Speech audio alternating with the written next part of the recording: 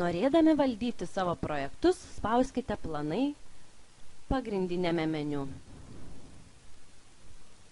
Pasirinkite funkcijos, kad būtų pateikta visų jūsų šabloninių projektų apžvalga. Pasirinkite zoną, projekto šabloną bei veiklą.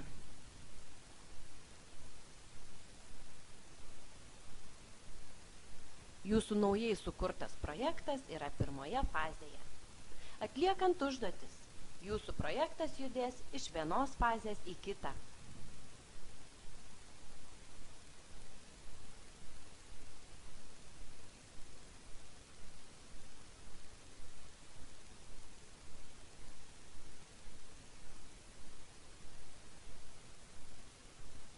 Čia pateikiama projekto statistika. Pasirinkite, norite matyti viso projekto ar einamosios fazės duomenis.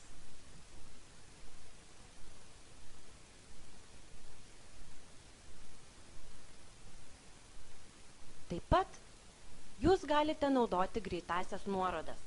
Galite fazėje sukurti užduotį, patekti į projekto medį arba atsidaryti fazės užduočių sąrašą. Jeigu turite klausimų ar pastebėjimų, susisiekite su mumis.